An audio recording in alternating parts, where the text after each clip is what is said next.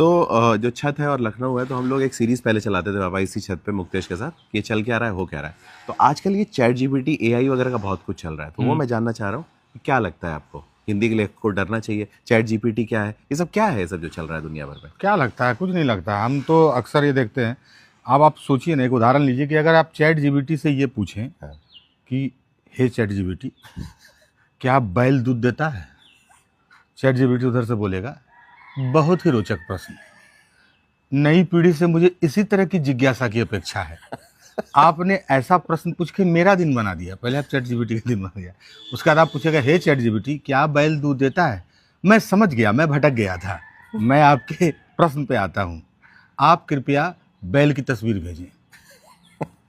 फिर आप उसको बैल का तस्वीर भेजिएगा। फिर चैट जीपीटी उधर से बोलेगा, आपने केवल मुंह की तस्वीर भेजी है। मतलब उसका कहना है कि आप बैल का पूरा तस्वीर भेजिए, जिसमें टांग हो, पूंछ हो, कुबड़ हो, उसका सींग हो। फिर आप उसका एक पूरा तस्वीर भेजिएगा। अब चैट जीपीटी कहेगा कि मैंने आपके भेजे गए बैल की तस्वीर का अध्ययन किया। मैं बहुत ईमानदारी पूर्वक कहना चाहूँगा कि ये बैल दूध नहीं देता है। फिर आप कहिएगा कि क्या दुनिया का कोई बैल दूध देता है? कहा, मुझे थोड़ा समय चाहिए। फिर आपको लगेगा कर रहा होगा शोध, searching searching searching, deep searching आता होगा। उसके बाद जो है फिर वो शोध करके लाएगा, उसका तब कंक्लूजन देगा। मैंने वर्तमान में जीवित सभी बैलों का अध्ययन किया, दुनिया का कोई भी बैल फिलहाल दूध नहीं दे रहा है। फिर आप कहिएगा कहीं मैं मान लूं कि बैल दूध नहीं देता है? तो चैट जीपीटी का बहुत पॉजिटिव नोट पर छोड़ता है कोई भी चीज को।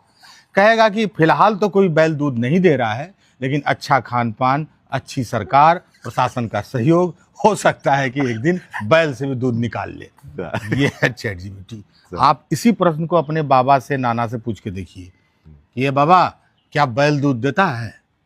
एक थप्पड़ मारेंगे कनपट्टी में, आंसर मिल जाएगा, दूध नहीं देता है। क्लियर हो जाएगा कंसेप्ट। लेकिन चैट जीपीटी इसी प्रश्न को देखिए कहाँ ले गया। इसलिए हम कहते हैं डीपी भाई कि एआई आई जाई मराई, लेकिन लेखन और लेखक के रचनात्मकता का मुकाबला ना कर पाई। इसलिए किताब पढ़िए और अपने भावनाओं का और अपने जज्बात का, उसका जो जादू है ना, उसका कोई विकल्प है नहीं। मानवीय संवेदना का कोई विकल्प नहीं है। कोई मशीन मानवीय संवेदना को नहीं छू सकती है, वो जादू नहीं कर सकती है। इसलिए एआई के लिखाई ऐसा ही चल जाई, वह पढ़ाई जो हमनी से लिखाई। इसलिए लेखकों को जीवित गुरु पढ़े और टेंशन मत लिया पढ़े। नहीं किताब। जय हो।